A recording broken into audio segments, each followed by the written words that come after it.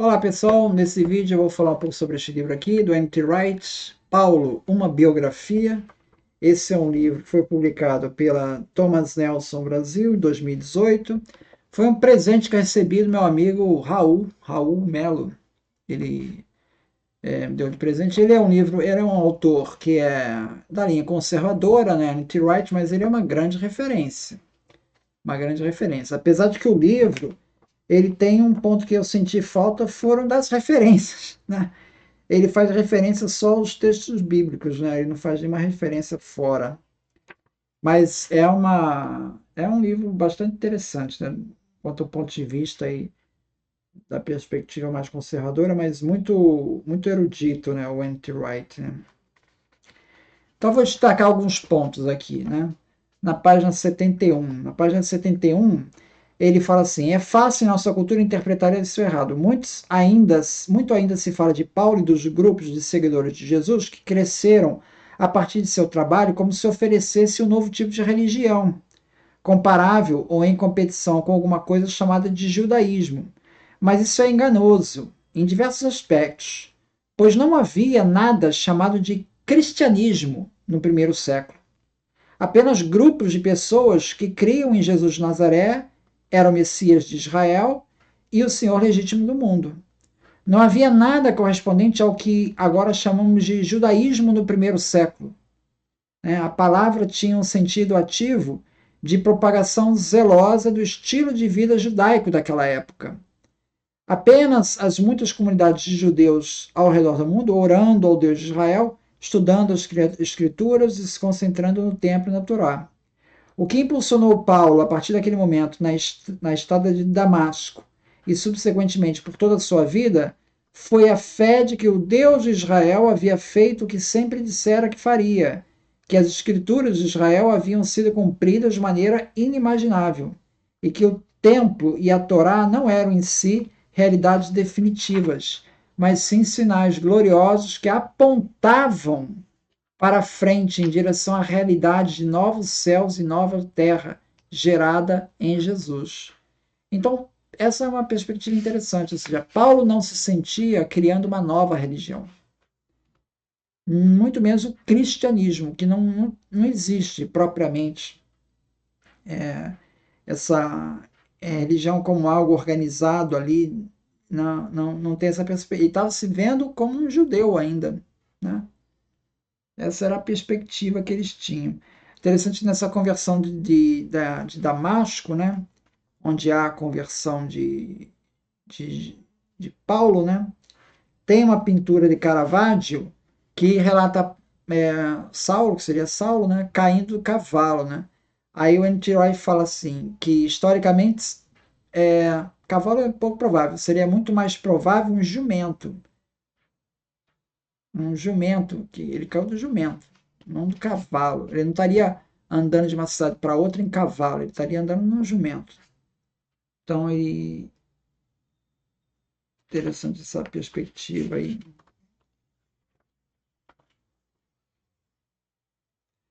Vamos ver. Aí, nessa conversão, né, Paulo teve aquela visão mística e o N.T. Wright ele levanta uma possibilidade. Que visão mística é essa que Paulo teve, né? Possivelmente Paulo estava meditando sobre a visão de Ezequiel, daquela carruagem lá de Ezequiel, né? E, e vislumbrando por si mesmo o que os profetas teriam visto. Aí ele diz assim: presumo que ele estivesse bem abaixo da idade dos 40 anos, mas também presumo que a tentativa de proibição tenha sido uma restrição posterior. Talvez Paulo estivesse orando o Shema. Escute, ó Israel, o Senhor nosso Deus, o Senhor é um. E orando dessa forma como um mantra, repetindo a cada ritmo da respiração.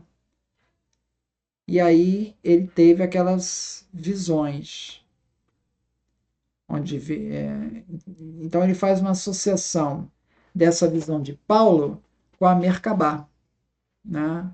Com o misticismo da Merkabah dos judeus. Ele traz essa associação.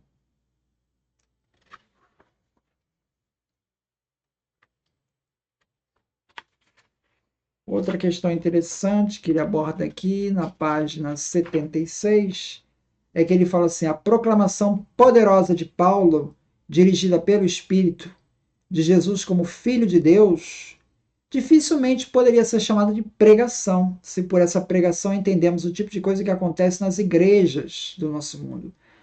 Trata-se, na verdade, de um anúncio público, como um mensageiro medieval ou um arauto, andando pelas ruas com um sino, chamando a atenção das pessoas e declarando que um novo rei havia sido colocado no trono. Este era, de fato, o modo como a palavra evangelho era percebida no mundo romano, o anúncio de um novo imperador. Então, essa é a perspectiva da palavra evangelho, que não é uma palavra cristã, é uma palavra que já aparece ali na inscrição de Priene, onde aparece o anúncio do nascimento do novo imperador. E é nessa perspectiva que Paulo está trabalhando, segundo o N.T. Wright. Tá?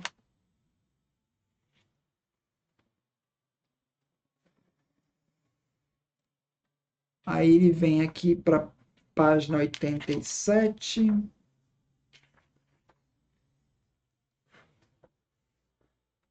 Hoje, quando as pessoas nas igrejas discutem Paulo e suas cartas, geralmente pensam apenas no homem das ideias, alguém que lidava com conceitos grandiosos e difíceis, sugerindo um mundo de bibliotecas, salas de seminário ou ambientes quietos de estudo. Essa é a imagem que a gente tem de Paulo, né? Bom, nós nos esquecemos facilmente de que o autor dessas cartas gastava a maior parte do tempo acordado e com as mangas arregaçadas, realizando um trabalho físico árduo em um clima quente, cujas conversas a respeito de Jesus e do Evangelho, talvez 2/3 dela, eram conduzidas não em um lugar de adoração e estudo, nem mesmo em um lar privado, mas uma oficina pequena e abarrocada. Então, assim, Saulo era um missionário, né? A gente às vezes perde essa perspectiva. Ele não era um cara que vivia nas bibliotecas. Ele era um cara que vivia com esse contato do dia a dia, né?